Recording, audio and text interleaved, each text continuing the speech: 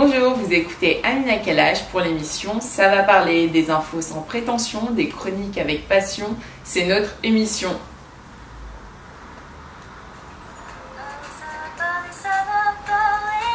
Comment l'art et la culture impactent l'évolution sociale ainsi que ses représentations médiatiques? C'est à cette question que nous répondrons aujourd'hui avec nos deux invités, Almami Kanouté, éducateur, acteur, militant associatif et politique, pour ne citer que cela, et Jamé Diangana, l'orateur, mais surtout la révélation qui crève nos écrans.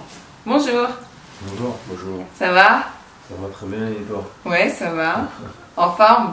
En forme. Ouais. T'es un peu timide là, hein? Ouais, bah oui. Pourquoi? Parce que je suis comme ça. Ouais, mais ça va aller là. Ouais. Ça va parler justement. Oui.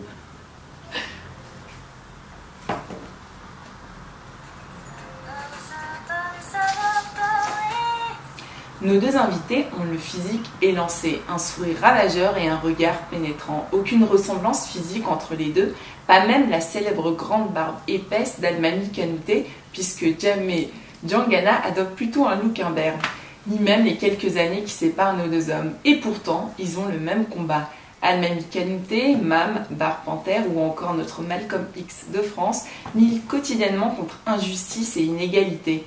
Activiste, homme engagé par les mots, il est sur tous les fronts et ne recule devant rien. Il crève l'écran actuellement dans Les Misérables de Ladjli, où il joue le rôle de Salah, un ancien délinquant repenti, vers lequel les habitants et la police se tournent pour régler une situation complexe.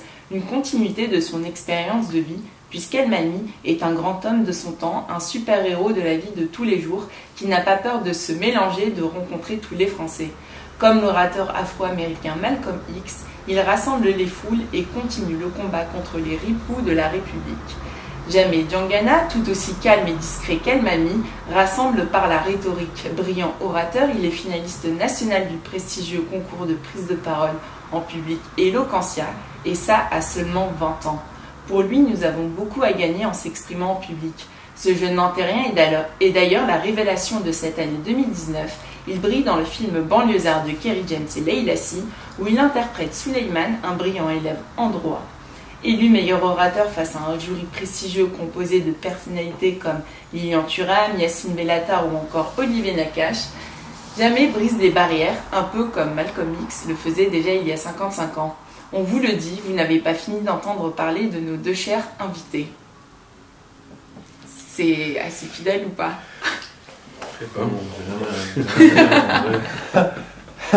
Moi j'ai dit que la vérité, hein. Ah, t'as dit que la vérité. Mais pour le imberbe, j'ai pas le choix. C'est l'imberbe, j'ai pas choisi. Peut-être qu'un jour t'auras la même barbe qu'elle-même, on sait pas. Hein. Espérons. Moi j'en connais beaucoup qui ont lutté et qui ont réussi. Ouais, je sais pas comment ils ont fait. Je pense que c'est la patience. Ouais, je pense aussi. Ouais. Et dès que ça commençait un tout petit peu, puis je sais pas ce qu'ils ont fait, et puis un jour, ils avaient une vraie barbe, quoi. C'était le combat, quoi. Pourquoi j'arrive pas? Faut pas y penser, ça surtout. Donc Almami, t'es né à Paris dans le 18e, tu vis dans le quartier des Grous à Fresnes. Jamais tu es nantérien, et est-ce que c'est important pour vous justement de représenter un peu le visage des banlieues? Ou au contraire c'est un peu réducteur d'être constamment en fait associé à la banlieue, et du coup vos parcours, est-ce qu'ils permettent de démystifier un peu ce fantasme qu'on a en France sur les banlieues? Ça vous l'honneur, déjà premièrement la question c'est de savoir si c'est pas trop réducteur. Moi je pense pas que ce soit réducteur le fait de représenter la banlieue, et au contraire j'en suis fier, tu vois. C'est de là que je viens, comme tu l'as dit, je suis nantérien, tu vois, toute ma famille a grandi à Nanterre, j'ai fait toute ma jeunesse ici à Nanterre, tu vois, et je pense pas que ce soit réducteur, tu sais, le fait de dire que justement je suis issu de la banlieue, au contraire, et je pense que c'est même, après sans prétention aucune, tu vois, le fait d'avoir accompli tout ça, pour moi c'est vraiment... Je suis même fier et content, tu vois, de clamer haut et fort que je suis issu de la banlieue, tu vois. Et ça, je le vois tous les jours. J'ai plein d'enfants qui viennent se foutre un peu de... qui ils viennent se foutre un peu de moi, tu sais, Ah ouais? en se moquant un peu, tu sais, parce que je suis encore animateur moi, Ouais. dans des loisirs, et du coup, des fois, les enfants, quand je les reprends, ah, mais on n'est pas dans banlieue d'arrête, tu vois. Tu vois, enfin, ils me le disent, tu sais, sur un ton ironique, mais je sais qu'au fond d'eux, ils sont contents, et t'en as même qui viennent me voir en me disant, mais quand est-ce que tu vas faire d'autres films, etc. Je suis content de savoir que eux, tu sais, ça les impacte. Et Ça leur donne peut-être envie aussi. Envie, Ouais. exactement. Et il y en a tout plein qui posent plein de questions, comment ça se passe les films, etc. Et de voir qu'ils soulèvent ces questions, c'est que ça les intéresse. Ouais, donc pour toi, c'est vraiment une fierté. Franchement, une fierté. Ouais. C'est sans prétention aucune, c'est une fierté. Et toi, mamie? Ben, je dirais que fierté oblige, parce qu'on se doit de ne pas oublier d'où l'on vient, surtout quand ça a une grande importance. Voilà, je suis issu de la banlieue, dans le quartier populaire du Val-de-Marne. J'ai toujours revendiqué, j'ai toujours mis en avant depuis mes débuts d'implication dans la vie associative, dans la vie locale de ma ville. Et c'est vrai que très tôt déjà, j'ai essuyé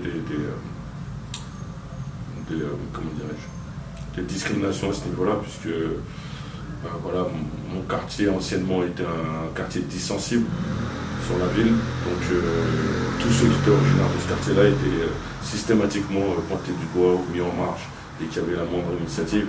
Donc j'ai tenu tête et ma meilleure des réponses a été mon implication politique locale au début, après mon expérience associative.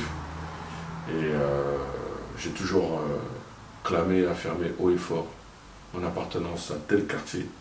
Et puis, en même temps, l'un de mes objectifs, c'était de fédérer surtout tous les quartiers de ma ville, dans un premier temps. Et ce qui m'a poussé naturellement à dépasser les frontières de nos quartiers respectifs. Voilà, je suis sur Nanterre, Oui. je ne me sens pas étranger, je me dis, voilà, c'est un territoire qui nous appartient et on doit contribuer à cette forme de synergie positive qui doit exister entre nous. Et parce que seul, on n'y arrivera pas. Et c'est vrai que quand j'ai commencé à aller voir ce qui se passait dans d'autres quartiers à l'époque, je me suis dit, mais en fait, moi je pensais qu'on était les seuls à subir de tels comportements vis-à-vis de nos politiques de l'époque. Et au final, non. On est nombreuses et nombreux à être, entre guillemets, dans le même bateau. Et je me dis, venons, on essaie de se mettre tous ensemble et d'évoluer tous ensemble, de faire avancer les choses, de construire. Et pour moi, je suis fier de l'être. Donc ensemble, on va plus loin. C'est ça. Voilà. Et justement, Almami, tu te voyais initialement dans le domaine de l'aéronautique. Qu'est-ce qui t'a donné justement cette soif en fait de t'engager et de militer, et comment t'en arrivais à faire du coup de l'associatif? Alors l'aéronautique, pour revenir dessus, c'était un accident. Ah ouais? J'ai subi la désorientation. Ok, je vois. Ouais. Quand on arrive en troisième. Donc à ta période, c'était le domaine de l'aéronautique. On était venu, on m'a présenté un prospectus, un ouvrier qualifié. Pouvait gagner tant par mois. Et du coup, comme je suis l'aîné de la famille, c'était une année qui a été difficile pour moi puisque j'avais perdu ma mère. Donc du coup, je me suis dit, autant me former dans un métier qui va me permettre de soutenir financièrement la famille, et ainsi de suite. Mais c'est vrai que j'ai été désorienté. Donc mon père, par exemple, chauffeur de taxi, mon premier rendez-vous avec la conseillère d'orientation, c'était de me proposer de reprendre le relais de mon père. Oui. Voilà. Okay. Donc, on ne trouverait pas des perspectives oui, de voilà, métier, mais c'est classique ça, malheureusement. J'étais pas le premier de la classe, mais par exemple, j'étais vachement attiré par les cours d'éducation physique, par la technologie, par les maths, ça va, j'étais pas mal dans les maths, et puis le français aussi.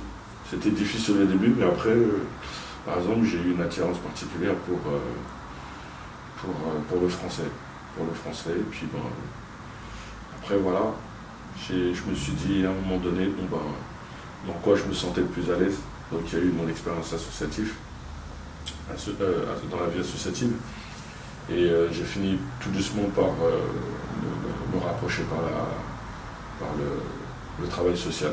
Parce que c'est ce que je faisais à mes heures perdues quand j'étais pas dans l'usine.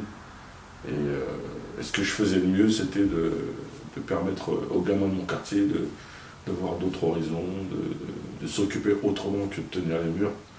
Donc après, la première expérience dans un internat. Et après, je me suis dit, je vais pas lâcher ce métier, puisque là, je me sentais intéressant.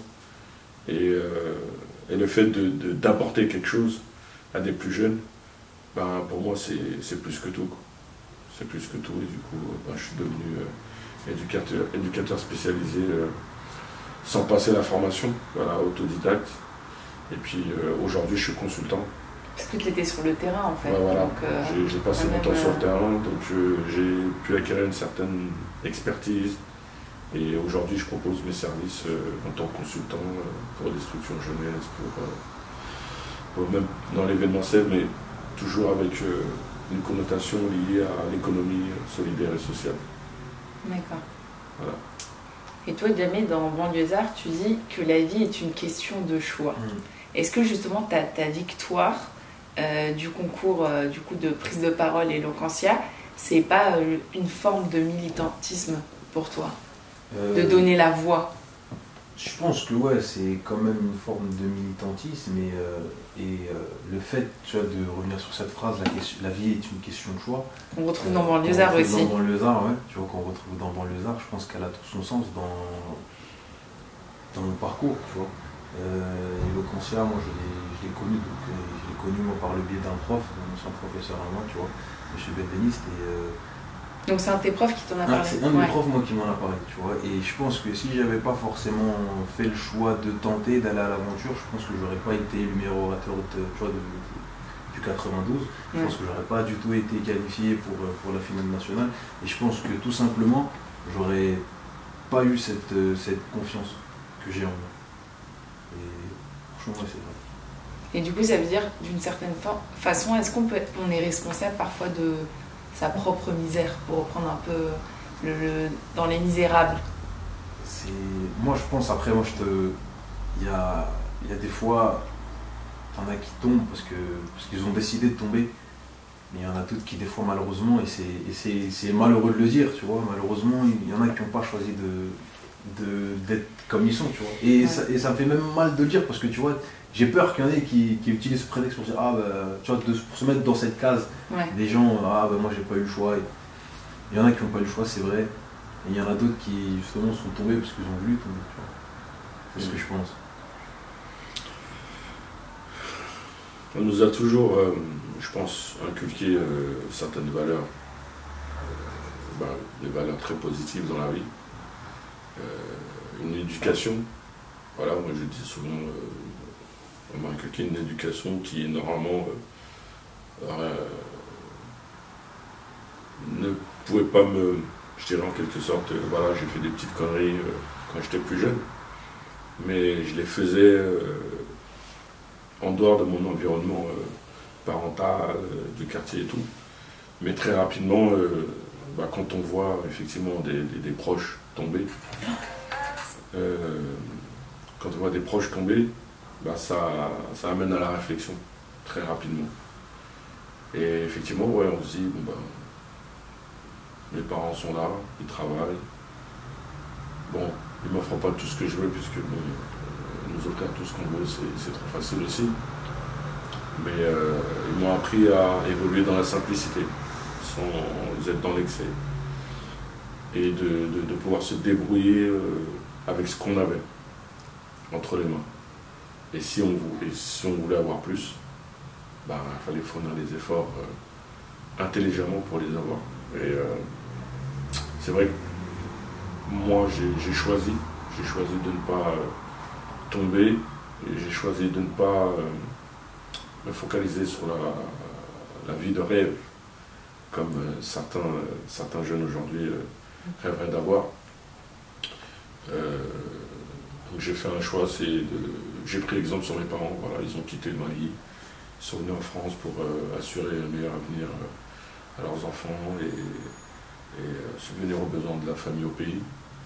Pour moi, ça reste le meilleur exemple de parcours de réussite. Sans forcément se dire, ouais, je vais devenir millionnaire ou milliardaire. Ils sont restés dignes, responsables, exemplaires. Et on n'a jamais manqué de rien à la maison. Donc, si eux l'ont fait, donc je peux le faire, peut-être en mieux. D'ailleurs, je pense que c'est l'objectif. Là, c'est ce qu'ils nous inculquent tous les jours. Je dis, ouais, ils feraient mieux que nous. Juste nous dire cette phrase-là, effectivement, on se sent exister, on se sent utile, malgré les difficultés de la vie. Surtout quand on vit dans un quartier populaire, on sait que on part systématiquement avec des handicaps, mais c'est pas une fin en soi. C'est-à-dire que moi, j'ai vachement été inspiré effectivement par des grandes personnalités des droits civiques du côté des États-Unis, mais aussi des pères libérateurs des différents pays colonisés en Afrique, mais aussi de certains artistes, comme Tupac par exemple, qui dans une de ses interviews, qui disait que quand on se retrouve devant une grande maison, effectivement, quand on vient du ghetto, on a envie d'y entrer, en profiter, se poser, mais quand la porte est fermée, on a le choix de prendre le temps de fabriquer la clé, ou soit de voir si une fenêtre est ouverte, ou si on veut la forcer ou grimper. Donc voilà, on a différents choix. Après, libre à chacun de prendre le risque ou non de forcer les choses ou de faire les choses en prenant son temps. Donc j'ai fait le choix de prendre mon temps. Voilà. Je me suis... Après, comme je peux l'expliquer aussi régulièrement aux plus jeunes, parce qu'on me demande, ouais, comment tu fais pour apparaître dans les clips d'un tel et d'un tel, comment tu fais pour que, du coup, des artistes me dédicacent dans certains de leurs titres. Je me dis, je demande pas, je fais rien. C'est une reconnaissance par ton travail. C'est en même temps, et puis des opportunités qui sont créées parce que, voilà, à un moment donné, on peut rencontrer des personnes, qui est bonne ou mauvaise, il y a toujours un apport. Il y a toujours un apport et c'est ce qu'il faut, je pense, garder à l'esprit et de se dire que les opportunités, en réalité, certains vont parler de chance, mais les opportunités, on les crée en fonction de comment on se comporte en réalité avec les gens dans la vie de tous les jours. Et de ce que j'ai entendu, effectivement aussi pour Banlieusard, voilà. On a tous un choix à faire dans la vie. Et le plus important, c'est de ne pas se tromper, de ne pas aller trop loin. Et de savoir s'arrêter quand il faut s'arrêter. Et justement, on va parler d'opportunités. C'est ton premier rôle à l'écran. Est-ce que tu peux nous expliquer un peu comment ça s'est fait, comment t'en es arrivé là? Je sais que ça a commencé un peu à la Maison de la Musique à Nanterre. Ouais, je vais essayer d'être bref. Moi, comme j'ai dit, je fais du théâtre. Et du coup, j'ai gardé très bon lien avec ma prof de théâtre. Je suis passé à l'université et je m'y plaisais pas trop. J'étais en éco-gestion, je me plaisais pas trop. Du coup, je reviens vers ma prof. Je me dis, madame, écoutez, je me plais pas trop. Voilà, je voudrais me lancer dans la comédie, l'acting. Elle m'a dit, écoute, si c'est ce que tu veux, il faut quand même que tu assures les études parce que c'est un milieu difficile. Mais tente, on ne sait jamais, tente ta chance. De là, quelques temps après, elle m'invite à la Maison de la Musique. Donc il y a Kerry qui a fait sa date c'était à Vif, c'est ça? Oui, c'est à Vif. Il y avait 2 dates à Nanterre. Du coup, elle m'invite à la première date et j'essaye de faire le forcing, j'essaye de prendre un prospectus, noter mes coordonnées, j'essaye de le glisser dans la main. Et le lendemain, ma prof me dit, écoute, étant donné qu'il y a une deuxième date, ce qu'il a proposé, c'est de faire une rencontre, organiser une rencontre avec une classe d'STMG. Bon, je sais que tu n'es plus dans le lycée, mais est-ce que tu veux quand même y aller? Je lui dis, bien sûr, je vais y aller. Elle sait que je kiffe le rap et toute cette culture urbaine. Du coup, j'y vais et donc j'échange avec Kerry et avec toutes les personnes qui étaient dans la classe à ce moment-là. Et de là, Kerry me dit, moi j'ai écrit mon film et tout. Est-ce que tu as fait un peu de théâtre? Je lui dis, j'en ai fait vite fait. Avec mon ancienne prof, j'en ai fait un peu au conservatoire de Nanterre, mais sinon à part ça, le milieu artistique c'est pas trop, je suis pas issu de ce milieu quoi. Il me dit ok, il me dit parce que moi j'ai écrit le scénario de mon métrage et du coup il y a le casting qui va arriver peut-être bientôt. Est-ce que toi ça te dirait d'y jouer? Je me dis ouais. Et de là il me donne les coordonnées de la directrice de casting. Et donc il y avait Sandrine Desguilhem aussi qui elle travaille sur la ville, j'ai pris ses coordonnées Daniel aussi. Ferry. Exactement, elle travaille Daniel Ferry. Et c'est là que plus ou moins c'est parti. Donc du coup la directrice de casting, j'ai inondé de mails. Et comme quoi il faut être persévérant. Franchement, il faut être persévérant pour le coup. Je l'ai inondé de mails, mais malheureusement le film avait des problèmes de financement et tout. Et donc moi, comme je cherchais, j'étais à la recherche de quelque chose de sensationnel et j'ai voulu aller au défi aussi. C'est là que j'ai participé au concours de prise de parole à Eloquentia. Donc j'ai participé à Eloquentia et je me suis dit peut-être que Kerry y sera et voilà quoi, peut-être qu'il verra que j'ai vraiment les crocs et que j'ai vraiment faim. Ouais, t'as créé ton opportunité voilà, en fait. J'ai créé plus ou moins mon opportunité tout en allant au combat quoi. Grâce à Eloquentia. Et donc le temps passe, je fais Eloquentia à Nanterre, donc les meilleurs amateurs du 92. Donc par la suite, Olivier Nakache m'avait proposé un casting pour le film Hors Normes qui est sorti dernièrement. Malheureusement, je n'ai pas été pris, mais le temps passe. Et je vois que les problèmes de financement du film se sont débloqués. Je suis sur Facebook, je vois une annonce, on cherche Souleymane, le petit frère de Kerry James en sous-film. J'ai tout de suite postulé. Et voilà, j'ai postulé. Qui en plus un brillant élève en droit et qui pareil moi quand j'avais fait Eloquentia, je m'étais dit je suis sûr que Kerry, je vais avoir la chance et l'opportunité de le croiser à ce moment-là, mais je savais pas du tout que justement Souleymane c'était un jeune élève brillant qui participait à un concours d'éloquence aussi, donc vraiment c'était super beau, franchement c'était super beau et c'est comme ça que ça s'est fait. D'accord, super. Mais c'était vraiment de la persévérance pendant peut-être 1 an et demi, vraiment c'était pendant 1 an et demi, j'ai cravaché. Et ça va, au final, je suis content du résultat. Ouais, parce qu'après, au casting, voilà, on le sait, t'as été pris. Après ça, au casting, c'était compliqué, mais vraiment super content en tout cas de l'expérience, parce que pour moi, c'est une expérience magnifique. Vraiment, ça m'a changé, ça m'a permis de changer de vision sur tout plein de choses. Donc, vraiment, il faut persévérer, il faut rien lâcher, il faut créer ses opportunités. Du coup, t'aimerais bien réitérer l'expérience. L'expérience, après, comme je dis, pour moi, le cinéma, c'est l'aventure humaine. Tout ce que je veux faire dans le cinéma, c'est vraiment vivre de bons moments avec des bonnes personnes. Tu vois, après, je sais qu'aussi, à côté, il faut que je sécurise avec les études parce que c'est pas un milieu sûr du tout. Ouais. Mais voilà, quoi, vraiment partager, kiffer de bons moments et surtout faire passer de beaux messages. Oui, parce que pour le coup, en plus, on sort un peu des clichés. Voilà, quand tu vois à la télé des gens qui viennent de banlieue, en général, c'est pour jouer les gens de banlieue. C'est rarement pour sortir un peu des clivages dans lesquels on nous met. Donc, et là, au contraire, c'est quelqu'un qui brille par sa rhétorique, tout ça. Donc, et en plus, qui vient de Nanterre. Voilà. Et du lycée Joliot-Curie. Je dis ça parce que moi aussi, j'ai du lycée Joliot-Curie. On est tous passés par Joliot. Chez moi, on a de belles pépites à Joliot. À Nanterre. À Nanterre aussi, bien sûr. On arrête de se raconter. Grave. Par contre, toi, le Mamie, c'est pas ta première expérience. C'est que tu as joué dans les gorilles. Non, j'ai commencé avec La Cité Rose. Mon apparition dans La Cité Rose à la fin, puisqu'il y a des séquences qui avaient été coupées. Après, ça fait partie de la réalité d'un montage d'un film. Il y a des choix à faire. J'ai été repéré, donc les gorilles, mon premier grand rôle. Après, j'ai été sollicité pour des courts-métrages. Moyen-métrage, j'ai fait Terre-Mer avec Fianso et Hicham Yacoubi. J'ai été sollicité par Dossé pour son projet Karma le film, qui devait être des mini-séries à la base, mais par manque de financement, ça a fini sur YouTube. Il a fait une compile à côté. Et ensuite, première expérience en écriture, donc pour mon frère.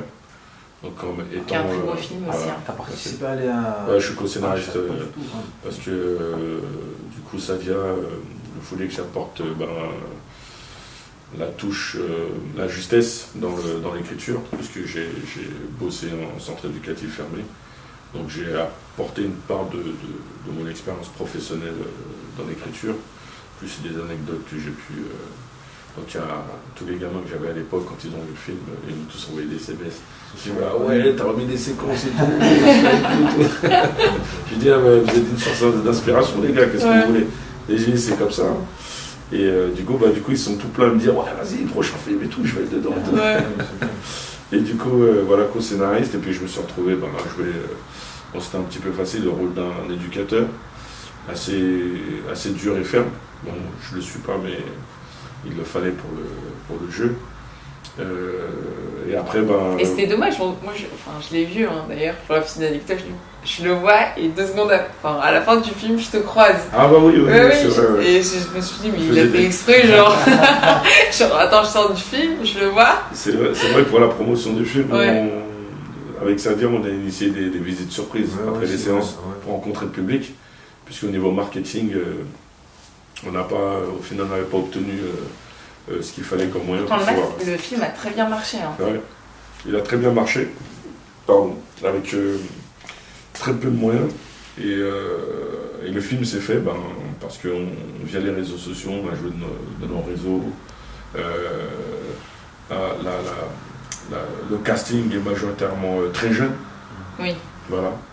Très jeune et très diversifié. Donc c'est ce qui a interpellé le public aussi. Puisque le cinéma français, si on doit se dire les choses, propose très peu de films où on retrouve tous les visages de notre société. Que, entre guillemets, les minorités se racontent. C'est-à-dire c'est très rare dans le cinéma français. Et on voit par rapport... C'est un peu commencé cette année vraiment avec Mon Frère ou Les Misérables ou sur Netflix avec Banlieusard, mais c'est vrai que il y a eu, je me rappelle plus exactement c'était quel film qui avait même été interdit de diffusion en France parce que c'était un film afro-américain. C'était le film de Spike Lee. Oui, et qui disait en gros que ce n'était pas représentatif de la population française. Et je me rappelle à l'époque c'était TF1 qui avait pris ce choix-là, qui était le représentant en France de ce film. Et du coup, Spike Lee les a attaqués, il a gagné. Mais après, ça traduit d'une réalité, hein, c'est qu'on a affaire à des dirigeants, à des responsables, à des décisionnaires qui sont sur leur petit nuage, voilà, qui pensent que on va continuer à faire comme on faisait il y a 30, 40 ans. Mais je crois qu'ils ne se sont pas rendus compte que dehors, il y avait une évolution au sein de la société.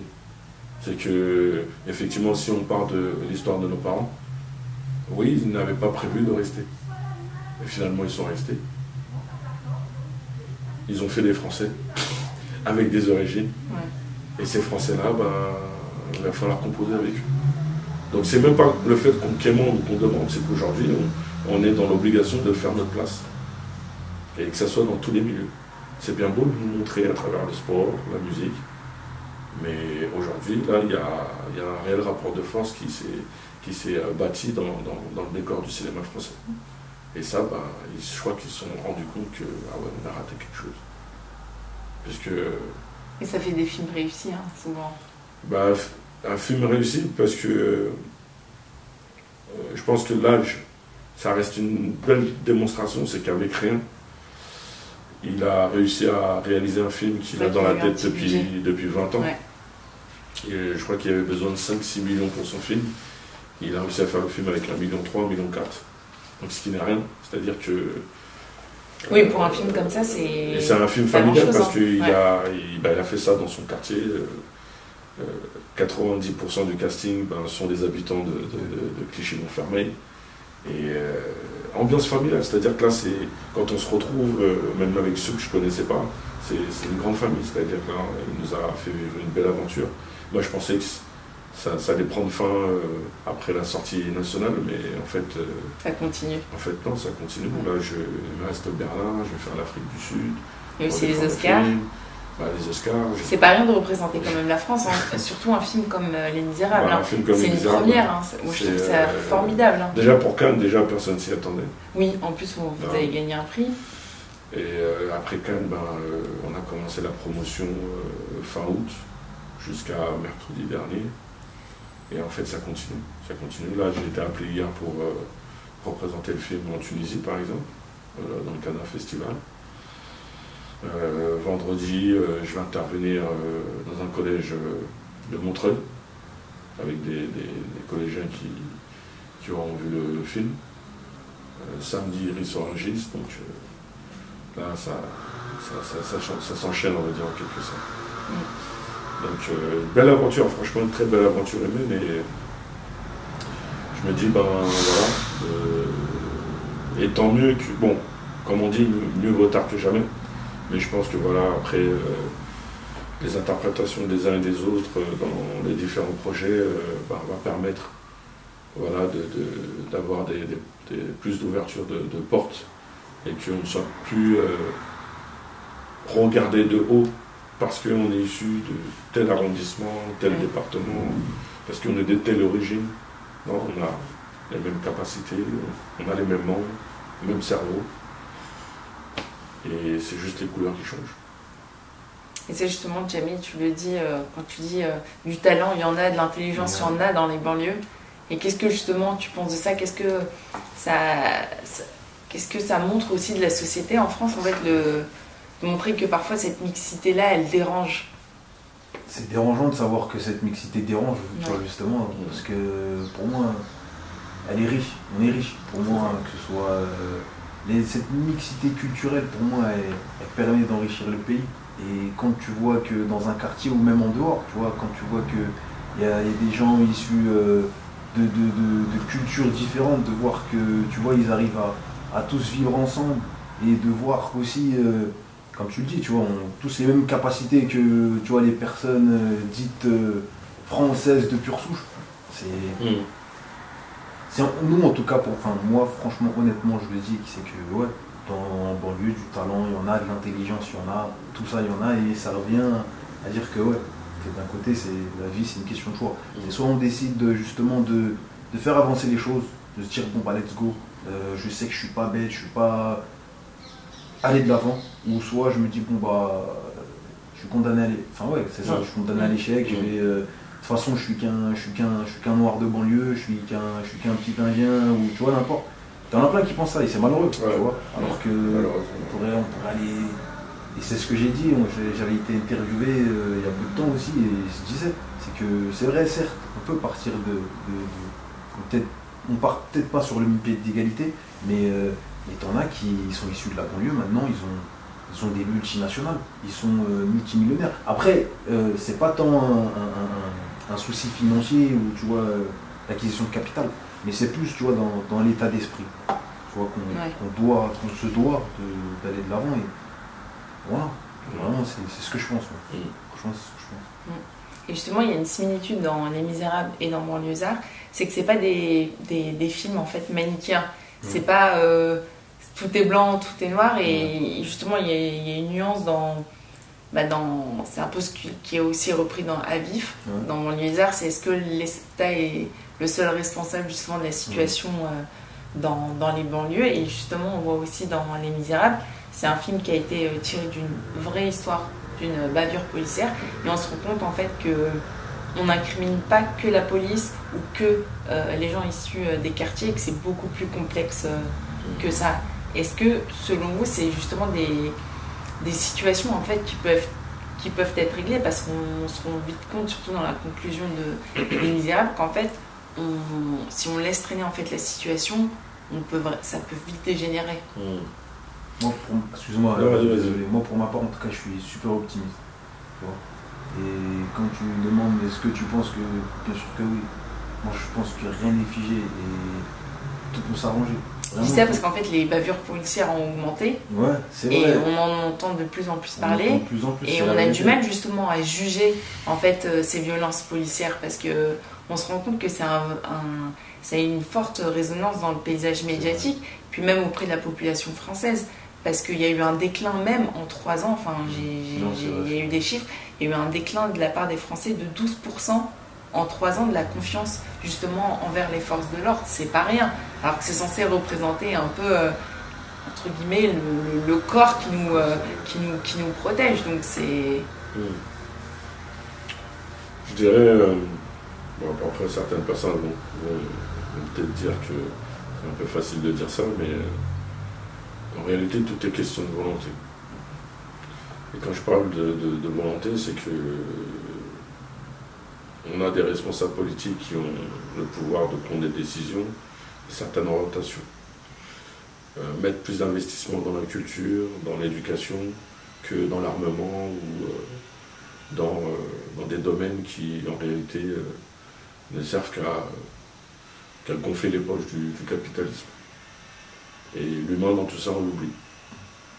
Et on a affaire aujourd'hui à des responsables politiques qui en ont complètement rien à faire de l'humain. Parce que si je reviens sur les derniers propos de M. Macron, lors des rencontres, qui ont été initiées avec la population, où il répondait à une femme explicitement en disant je ne veux plus entendre parler de violence policière, parce que la police n'est pas violente. Et voir des coupeurs de presse expliquer qu'il a été bouleversé en voyant les Misérables, je me dis on a encore affaire à un homme d'État qui est à côté de la plaque.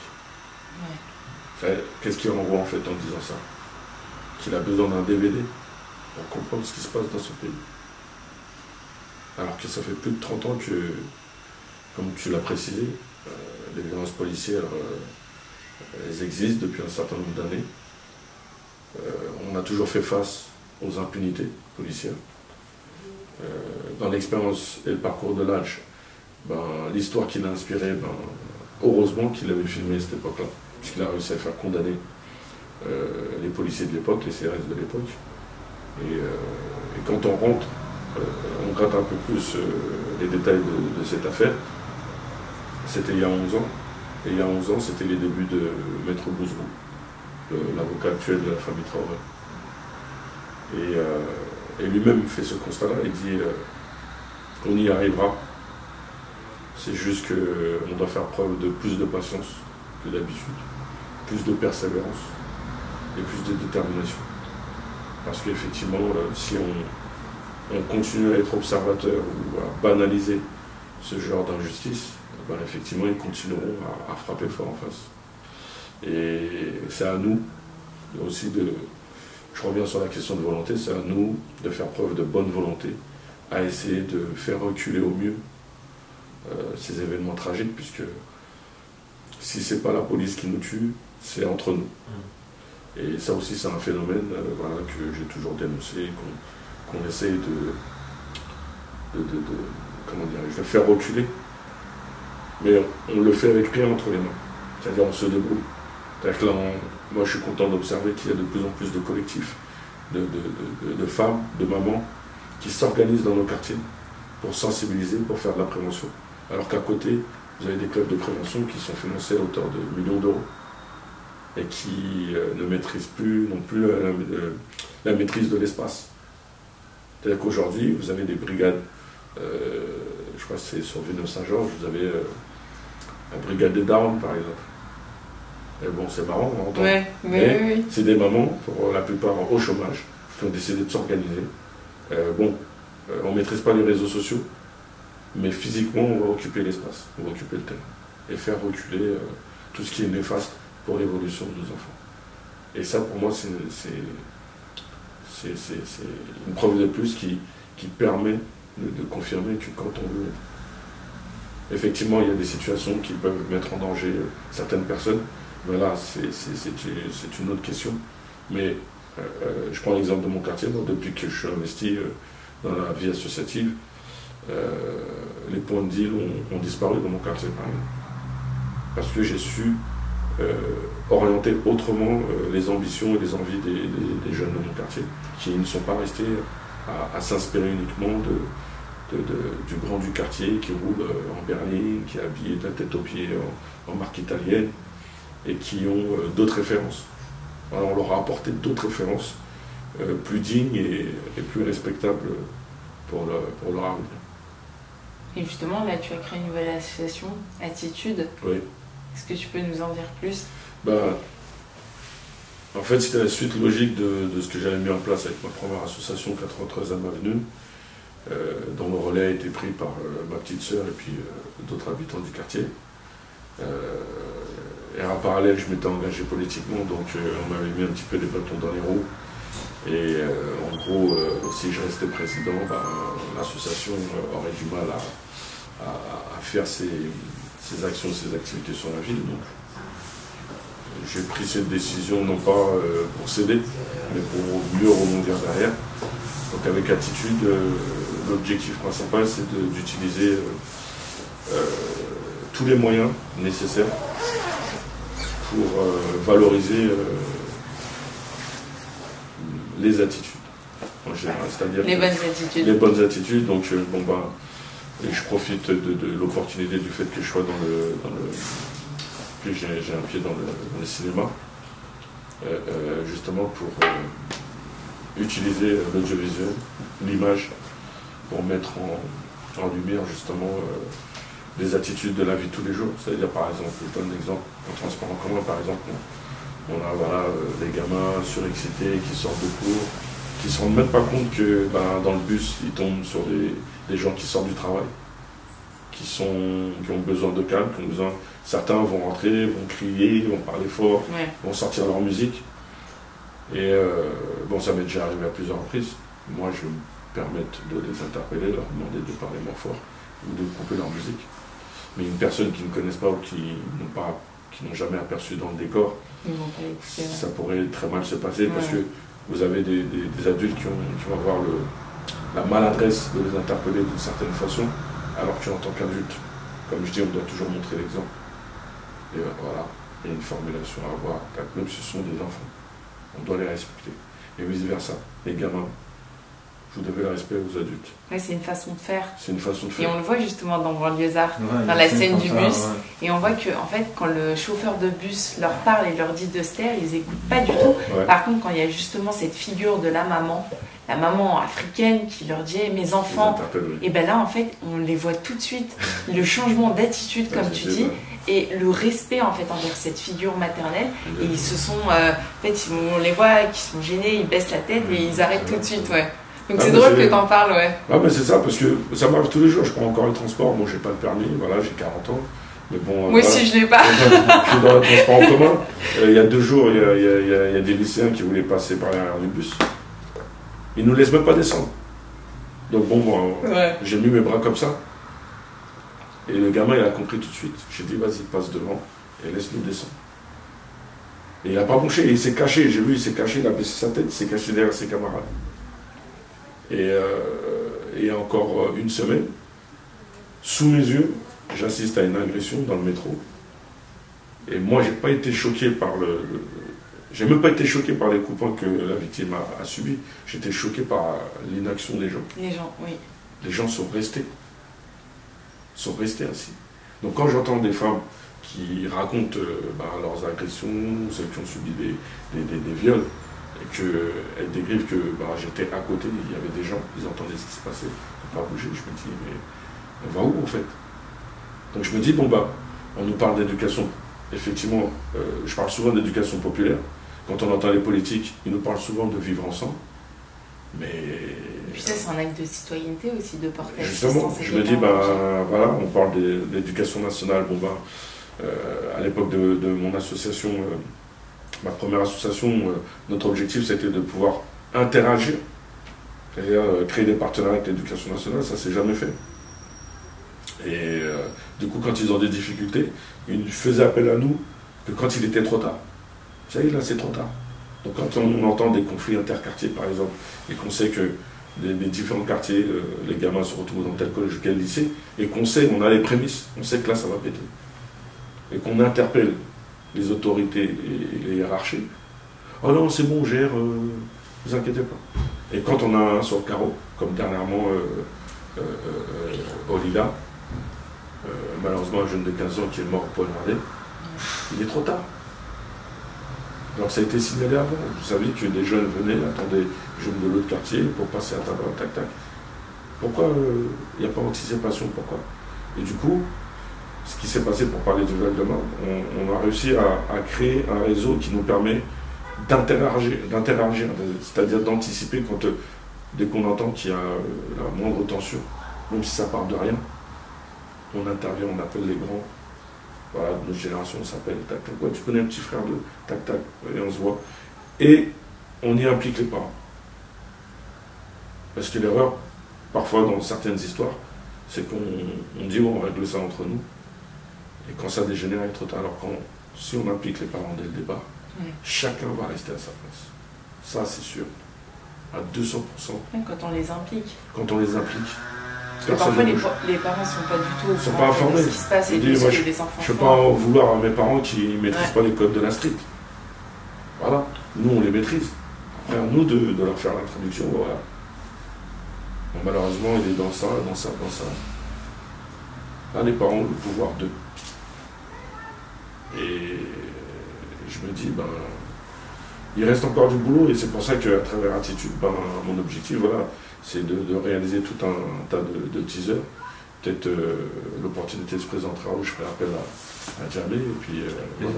Tu vois, tous ces visages qui aujourd'hui, je ne m'en rendais pas compte au début, mais la puissance de l'image aujourd'hui, pour moi, est primordiale dans tout ce qu'on est en train de construire aujourd'hui, en termes de prévention, en termes d'éducation populaire. Parce que sans m'en rendre compte, j'ai des gamins qui, à travers mon parcours, ont trouvé une source d'inspiration. Le fait que j'ai jamais fait de prison, le fait que, bon, j'ai déjà fait la garde à vue, mais c'était dans le cadre des mobilisations qu'on mettait en place et tout, ça fait partie du jeu. Mais le fait que j'ai jamais fait de prison, par exemple, bah, dans la tête d'un gamin, tu vois, t'as grandi les quartiers, t'as jamais vendu de drogue, t'as jamais... C'est un choc pour eux. Ils disent, c'est pas possible. Obligé, t'as fait des dingueries. Parce que pour eux, c'est... par exemple, il y a un ancien qui vient de nous rejoindre, qui est de Nanterre. Lui, il a fait partie de mon éducation populaire. Nardine, puisque bah, pour devenir activiste, il y a des gens avant nous qui se sont battus. Ce monsieur, c'est une bibliothèque. Je ne sais pas si vous l'avez déjà reçu, mais c'est... Et il a une image symbolique, où on le voit plus jeune, où il tient tête à un CRS, et on voit, il met son doigt comme ça, devant le CRS. Et pour moi, c'est puissant comme image. Ouais. Parce qu'on a des grands frères qui sont battus avant nous. Et eux ont assuré une transmission. Bah, nous, derrière, on doit aussi assurer une transmission que, effectivement, encore aujourd'hui, on se dit en 2019, comment se fait-il qu'on se bat encore contre le racisme, contre les discriminations, contre... Avant nous, il y a eu des batailles, des combats de menés, il y a eu des victoires, il y a eu des échecs. À nous de reprendre et de faire encore mieux et plus. C'est comme pour le cas de l'islamophobie, où dernièrement, on a dit que le racisme ou l'intolérance des musulmans n'existait pas en France et que c'était créé de toutes pièces. Et c'est justement des premiers ministres et des grandes figures politiques en France qui disent ça. Et j'ai trouvé ça choquant, en fait. Et justement, sur la question de l'islamophobie, par exemple, il faut mettre des mots sur des faits, sur des constats. Et politiquement, dans leur vocabulaire, c'est acte anti-musulman. Pourquoi vous ne parlez pas d'islamophobie? Oui. Pourquoi avoir peur? C'est trop fort, non. Vous nous avez imposé, par exemple, l'antisémitisme. On l'emploie. Mais aujourd'hui, on doit être capable et avoir le cran de dénoncer les distinctions qu'ils veulent imposer à la société. Pour moi, l'antisémitisme, comme l'islamophobie, comme la négrophobie, comme l'homophobie, oui, c'est des termes tout doit être dénoncé avec la même force, la même détermination. S'il y a une condamnation pour tel acte, eh ben, elle doit être la même que les autres formes de racisme ou de discrimination. Et aujourd'hui, on le sent qu'il y a cette volonté de privilégier plus une discrimination qu'une autre. Non, normalement, c'est dénoncé. Après la dernière mobilisation, ce qui était beau, c'était de voir qu'il n'y avait pas que des musulmans. Non, ça a été partagé. Voilà, c'était partagé. Il y avait par tous les cultes. Et majoritairement, moi, après ça ne m'a pas choqué, mais majoritairement, dans la mobilisation, c'est les femmes qui étaient en force dans la rue. Et que moi, je suis favorable parce que, comme on a pu voir dernièrement, bah, les femmes voilées ont assumé, sont venues se défendre. Et que ces femmes-là doivent être aussi en majorité à prendre le micro. Nous, on vient, en tant qu'homme, on vient en renfort. C'est-à-dire, nous, voilà, on vient au front, si on doit vous protéger, on vous protège. Mais je pense que, voilà, on le voit, la plupart la plupart des combats qu'on mène aujourd'hui, en majorité, sont des femmes qui sont devant. Et c'est pas plus mal. Mais maintenant aussi, on a cette responsabilité soit on continue à subir, soit on décide vraiment de s'unir et à bousculer les responsables politiques qui laissent pourrir ces situations. Parce qu'ils les laissent pourrir. Ils les laissent vraiment pourrir. Et le fait d'inviter des personnalités controversées, oui, de donner la parole ils nous prouvent que en réalité, qu'ils assument ce qui se passe. Ben oui, parce que quand on a la parole à des Zemmour ou des Finkielkraut et qu'ils sortent des propos mais très racistes et qui sont... pour moi, c'est au-delà de l'islamophobie, c'est vraiment... Ah oui, c'est au-delà, oui. C'est inhumain en fait. Et qu'on trouve ça complètement normal, ça c'est quelque chose qui me choque en fait. Ouais. Et puis quand on dénonce en fait ce genre de pratique-là, on passe pour le méchant, pour celui qui n'est pas français en fait, qui du coup... on est en France, c'est comme ça que ça se passe. Maintenant, en fait, ça devrait... Justement, c'est parce qu'on est en France que ça ne devrait pas se passer comme ça. Exactement. Et nous, en tout cas, c'est ce qu'on essaye de faire dans Ça va parler. C'est cool, en tout cas. Et du coup, les futurs projets, il y en a? Projet, déjà cinématographique, comme tu dis, cinéma, c'est que du kiff. Déjà, je prends du recul un peu sur dans les arts. S'il y a un autre projet qui vient, en vrai, let's go. Ouais. Mais ouais, là pour l'instant, les études, j'attends que ça. En licence de sciences du langage. Sciences du langage, voilà. Sciences du langage. Donc toujours dans cet art oratoire, ouais. Vraiment, c'est à cause des loquancières. Et ouais, après, comme j'ai dit, franchement, je suis open pour tout projet cinématographique, super intéressant, beau message, belle histoire. On aimerait bien vous voir tous les deux à l'écran ensemble, ça serait super. Hein. Ouais. Donc je donne des idées, voilà. Écoutez-nous. Ouais, pourquoi pas, ce sera un grand plaisir en tout cas. Ouais. Mais moi, comme je le dis souvent, on va dire que le cinéma est venu frapper à ma porte et j'hésite pas. Justement, j'avais fait suivre le casting pour Gland les Arts sur mes réseaux et j'ai plein de gamins qui, après, ce qui est chiant, c'est que quand tu partages les castings, les gens pensent que c'est toi qui as l'initiative. Donc, ils t'envoient les messages à toi en privé plutôt que d'envoyer sur le mail qui est indiqué. C'est vrai. Mais en tout cas, c'est un kiff parce que du coup, j'ai des gamins qui me disent ouais, je suis dans le théâtre, je suis dans le cinéma depuis un certain nombre d'années, comment t'as fait? Et d'un côté, ça fait un peu mal de leur expliquer que moi, j'ai rien demandé quand ils sont venus me chercher. Mais en tout cas, voilà, je leur donne des conseils il n'y a que le travail qui paye en fait. C'est-à-dire continuer vos cours de théâtre, continuer à faire des essais, continuer, inspirez-vous, regardez des films, et sens critique, regardez autour de vous, restez pas sur les acquis, et provoquer. Il faut provoquer les opportunités, c'est super important. Et c'est vrai que même moi, c'est pour ça que je dis que je suis un jeune acteur, parce que premier rendez-vous avec mon agent, est-ce que je suis prêt? Elle me propose si je suis prêt à prendre des cours de théâtre, des cours d'anglais, puisqu'il y a beaucoup de propositions à l'international. Je dis, pour les cours de théâtre, bien sûr que oui. Bien sûr que oui, puisqu'il y a toujours besoin de se perfectionner, il y a toujours besoin de mise à niveau. Après, même si j'ai ce côté naturel qui m'a permis de m'adapter très rapidement, il faut toujours chercher à exceller en quelque sorte. Parce que, c'est pas à se reposer sur ses lauriers. Il ne faut pas se reposer sur ses lauriers. Voilà. On m'a souvent dit, ouais, t'as une gueule pour faire du cinéma, t'as une gueule. Je dis, ok, si vous le dites, mais moi, j'ai jamais trouvé que j'avais quelque chose d'intéressant. Et puis là, quand je me suis vu dans Les Misérables, je l'avoue, moi-même, je me suis mis une propre claque. C'est-à-dire que le rendu m'a... Ouais, tu t'es dit que t'étais à ta place. Pas à ma place, mais... On va dire que Ladj a réussi à faire sortir en moi quelque chose que je n'avais jamais vu en fait. Et j'ai été surpris aussi. J'étais surpris, j'étais c'est vraiment de la magie le cinéma. En tout cas, voilà, c'est comme je vais reprendre tes propos, voilà. Nous sommes tous riches en réalité. La richesse, c'est pas que histoire de papier, c'est humainement parlant, c'est voilà. Pour moi, aujourd'hui, je suis persuadé que voilà, on a tous une mission sur Terre et il ne faut pas hésiter à l'accomplir. Et essayer de d'atteindre l'objectif. Et justement, si vous aviez un film à conseiller en plus de Banlieusards et des Misérables, un film qui vous a vraiment impacté? Moi, pour ma part, c'est Réussir ou mourir, moi, le film de 50, moi, qui m'a le plus... ce film-là, franchement, tu peux me le mettre à l'écran 50 fois, je vais te le regarder 50 fois, parce que vraiment, ce film-là, il m'a beaucoup marqué, Réussir ou mourir. Et toi, Mamie? Moi, pareil, hein, ça va être outre-Atlantique, malheureusement, c'est le film de Spike Lee, Malcolm X, moi, qui m'a...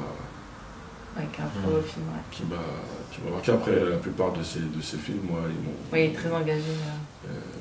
Pareil, Denzel, la plupart de ces films m'ont vraiment marqué. Après, c'est dans le style, c'est de ce qui est renvoyé. Après, je pense que c'est très français aussi de renvoyer à des références outre-Atlantique, mais c'est pas de notre faute si les seules références qu'on avait, c'est de là-bas.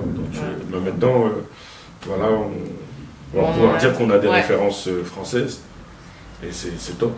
Là, on va, comme je dis, voilà, les films comme Mon Frère, Banlieusards, Les Misérables, comme je suis dans le social, pour moi, ce sont de beaux outils aujourd'hui.